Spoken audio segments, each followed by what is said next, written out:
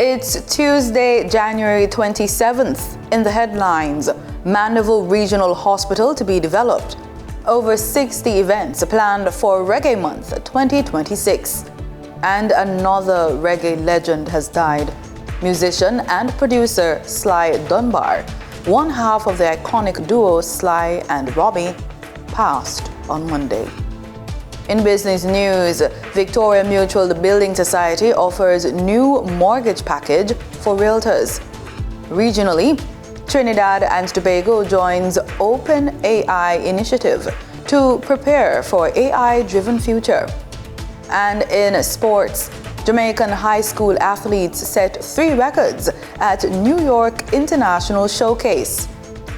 This is the news on PBC Jamaica. I'm Simone Absalom Gale.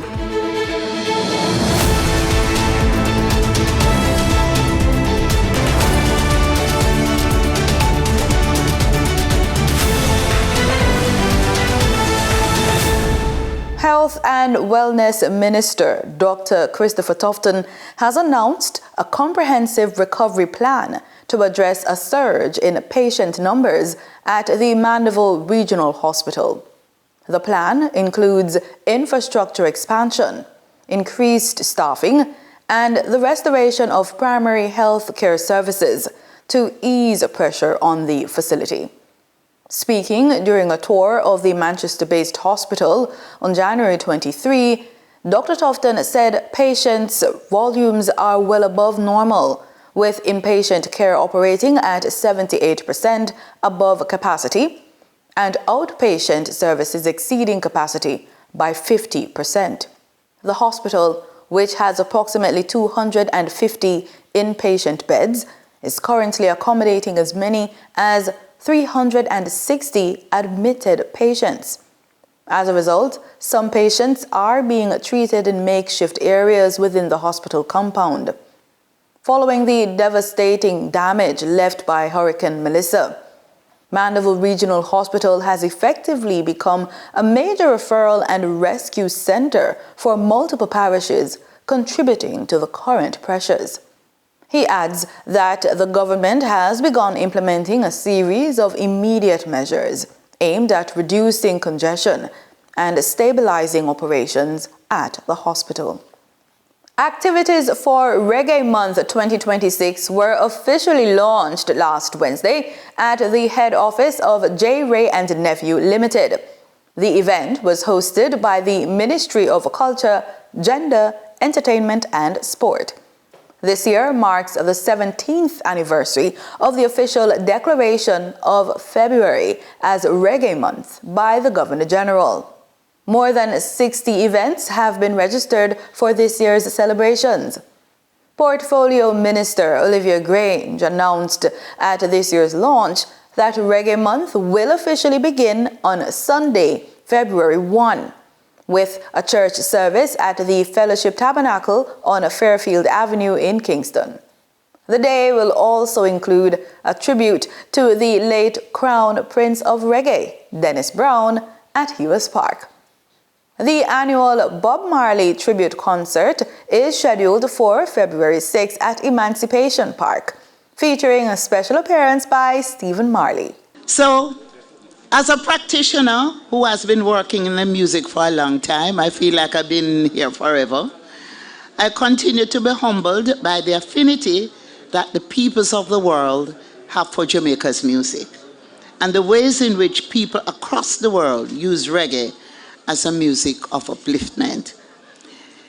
It is always my great pleasure to welcome all our visitors to Jamaica, especially for Reggae Month. And this year's commemoration reflects tradition, renewal, and innovation. Minister Grange says the concert will also include overseas performers alongside local artists, highlighting reggae's global reach while reaffirming its Jamaican roots. Dancehall Week will again be a major component of Reggae Month, with activities running from February 22 to March 1. Interestingly enough, the concert will bring together overseas acts, such as a group called Out of Control Army from Mexico, and sangre maize, also from Mexico. And they will be standing alongside our local talent in a powerful reminder that reggae is global, but its soul remains Jamaican. Minister Grange says as pioneers of Jamaican music pass on, it is critical to promote and support the next generation. A master drummer, visionary producer, and a trailblazing artist, Lowell Sly Dunbar's life and rhythms have left an indelible mark on music worldwide. This icon, whose influence crosses genres and generations, passed away on January 26, 2026. Reporter Marlon Samuels offers insight into his enduring legacy and eternal language of music. Born in Kingston, Jamaica on May 10, 1952, Lowell Dunbar's rhythmic journey began at age 15. First time I on a drum kit, right? The guys, a friend of mine came up to me and said, you should go and try fishing. Yeah, is that guy around now? Yeah, he is. Yeah. He lives in New York, yeah. The first record I played drum. Inspired by legendary Jamaican drummers like Carlton Bard, he quickly crafted a unique style, dynamic, precise, and soulful. His early years, honing his craft with local bands, set the stage for a revolutionary career. By the 1970s, Sly's talent caught Jamaica's music scene's attention. It was then that he met bassist Robbie Shakespeare. Their partnership, Sly and Robbie, transformed reggae's sound, introducing the rocker's groove, a powerful, infectious rhythm. Their innovative fusion brought reggae to new heights, blending it with pop, rock, and dub.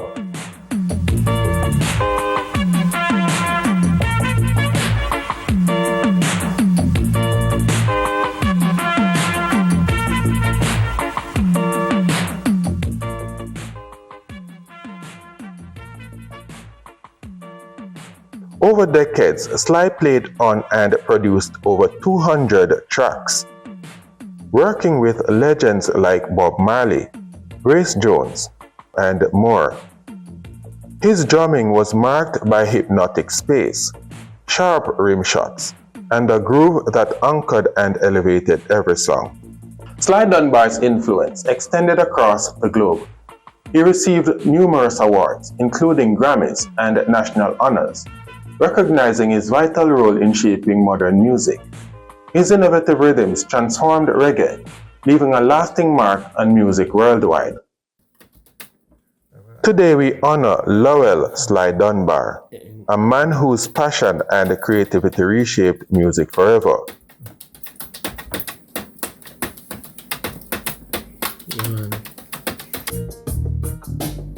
His rhythms will continue to inspire generations, a testament to timeless artistry.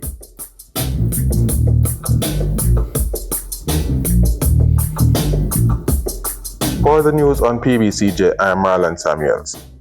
In this week's Living Healthy report, we join the efforts of the Ministry of Health and Wellness, featuring its Health Minute.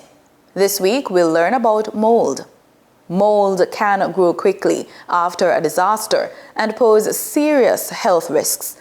Here are some simple tips to prevent mold, keep your home safe, and protect your family's health during recovery.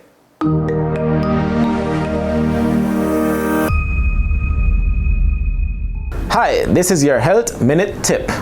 With the passage of Hurricane Melissa, many buildings may now have excess moisture, which creates the perfect environment for mold to grow.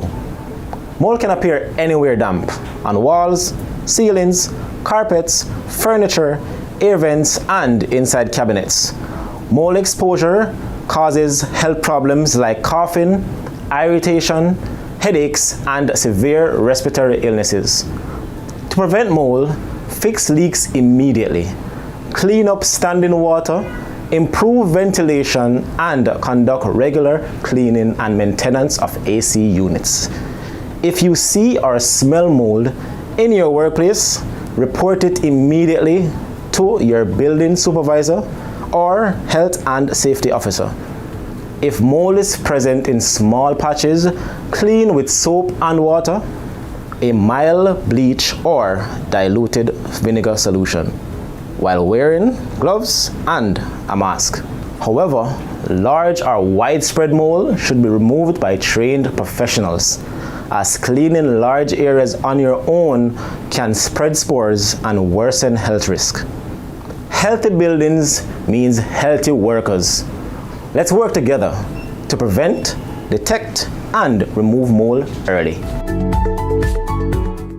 Time now for the business report with Denise Williams.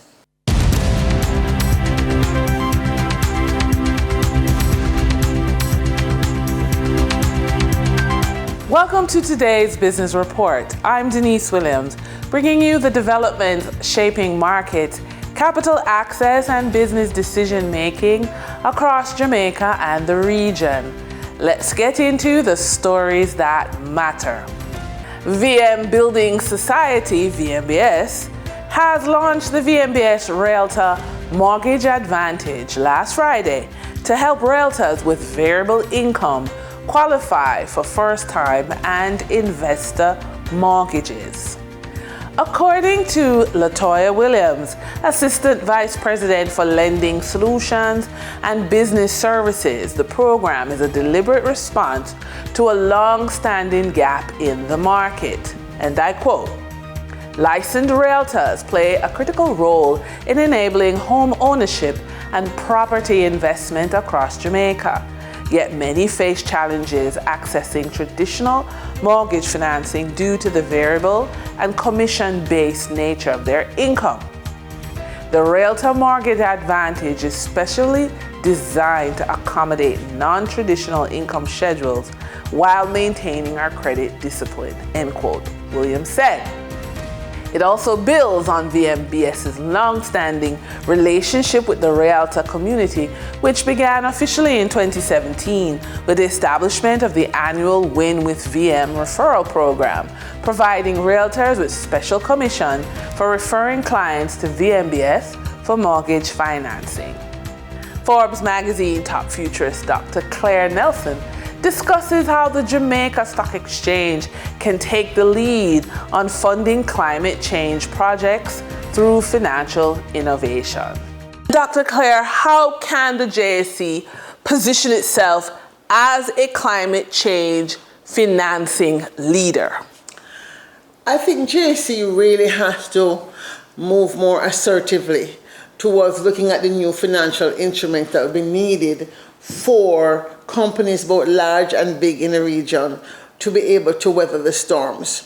So we've heard a lot about climate finance. You know, we come out of COP and we hear about money being put aside.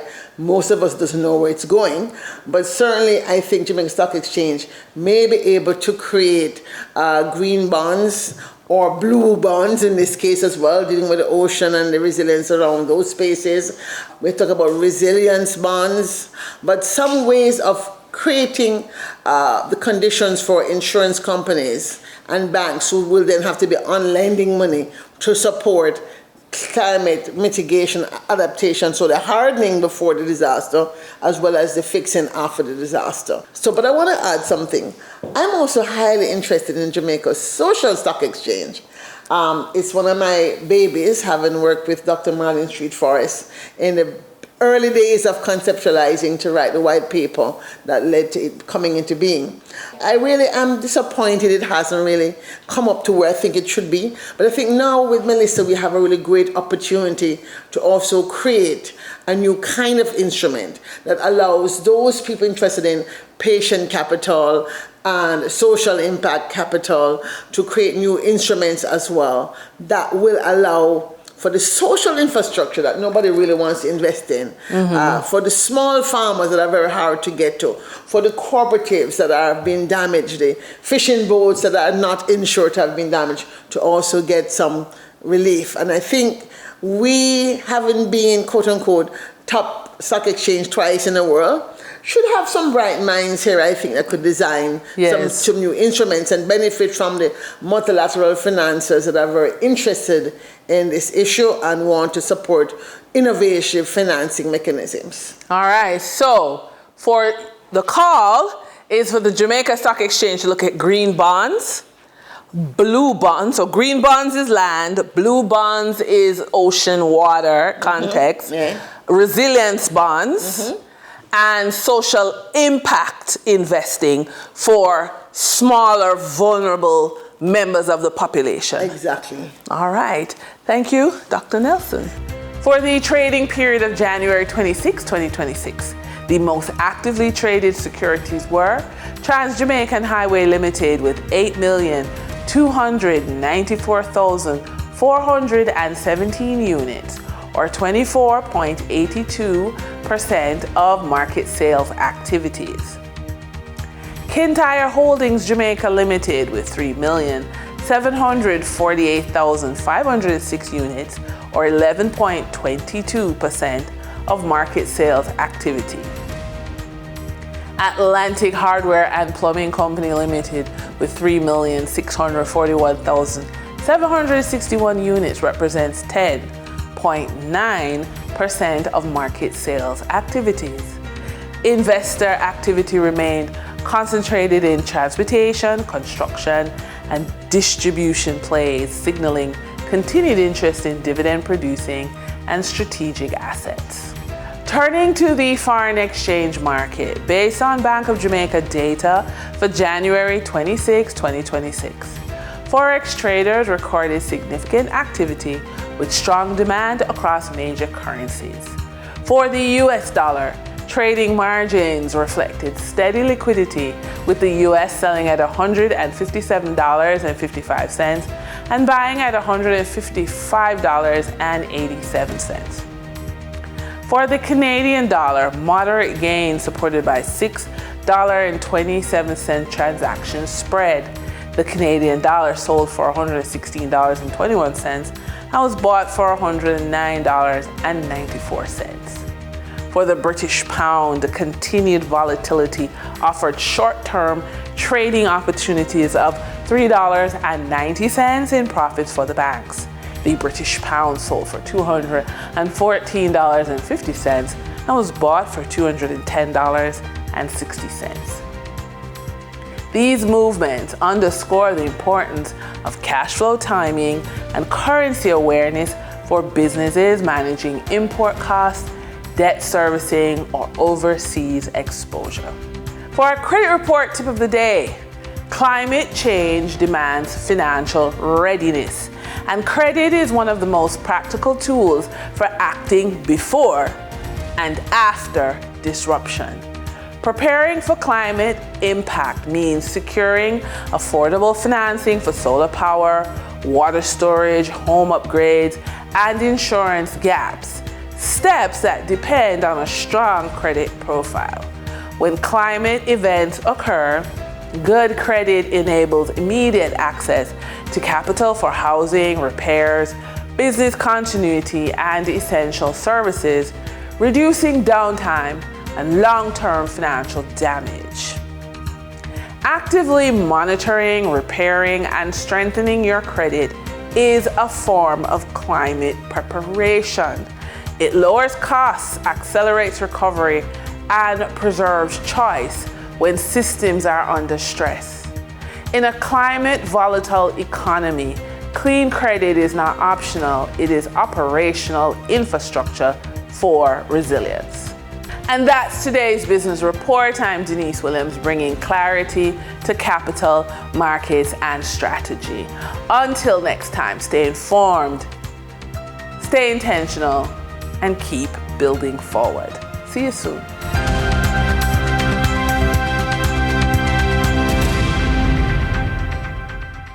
In regional news, Trinidad and Tobago is positioning itself at the forefront of artificial intelligence development after joining OpenAI's Education for Countries initiative. Minister of Public Administration and Artificial Intelligence Dominic Smith says the move will modernize education and public service, ensuring the country is prepared for major changes in the global job market. More from TTT News. Minister of Public Administration and Artificial Intelligence Dominic Smith says TNT's decision to join OpenAI's Education for Countries initiative positions the nation to actively shape the global future of artificial intelligence rather than remain a passive consumer of imported technologies. The partnership announced by the ministry last week places TNT among the initiative's early adopters, standing alongside countries such as Estonia and the United Arab Emirates. Under the program, TNT will collaborate with OpenAI to modernize its education and workforce development systems, with plans to introduce AI-powered tools in classrooms through the Ministry of Education.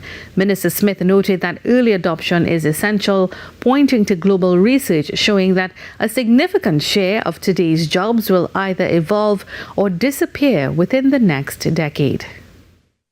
In the next 5 to 10 years, 40% of the jobs in the market will change. I saw that. I know you do your research. Yeah, that was my next question, actually. Yeah, so we can either be prepared for that change or sit on the sidelines and not be participants in that economy. We don't want that for our future generation, and so the education component is very important. What about the public servants? Yeah. We expect that our human capital, in fact, has always been top tier in terms of our literacy rates, etc. And what we haven't had, though, is a more strategic approach to future employment. Government officials say the initiative will also help modernize the public service by automating routine tasks, freeing staff to focus on higher value work and delivering long-term savings across the sector. Minister Smith added that the 2025 merger of the public administration and AI ministries was designed to drive this shift, improving efficiency, reducing costs, and strengthening the nation's human capital capacity. With AI and advanced technology emerging globally as not only as a buzz concept, but as a practical philosophy, we thought it necessary, and through the leadership of the Prime Minister, to modernize the public service and advance modern technology in the same vein. So the combination really is a natural fit.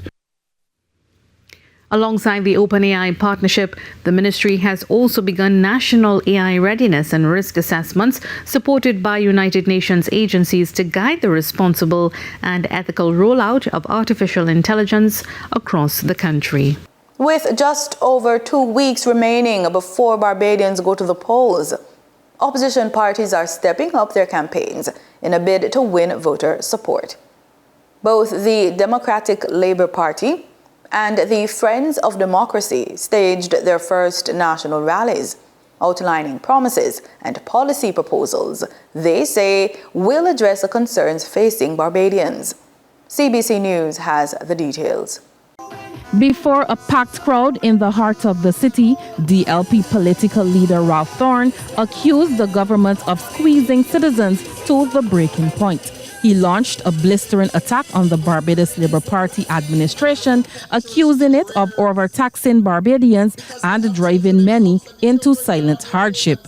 Mr. Thorne says a DLP administration would move quickly to ease that burden, including a reduction in value-added tax if the party is returned to office. And they will not stop us from making the pledge to the people of this country that VAT has to be reduced. We understand the government's power to tax, but taxation must be what the economists call progressive. Taxation must not hurt the poor in the middle. And anytime it is hurting the poor in the middle, something must be done. But taxes weren't the only issue on the agenda. Former Cabinet Minister and St. Philip West candidate Dr. David Estwick turned his attention to the Queen Elizabeth Hospital, which has recently been dealing with a surge in patients at the Accident and Emergency Department. Dr. Estwick told supporters the DLP has developed a system to fix long-standing problems at the island's lone public tertiary care facility, but he gave no details. It pains me to hear that people sitting in here die. It pains me every day when I hear a man has to go inside that place and stay a day or two just to be treated.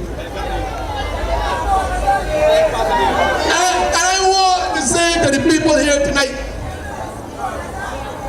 that Comrade Ralph Thorne and I and other team, we have been sitting down and we have been working out how we can resolve these problems for you.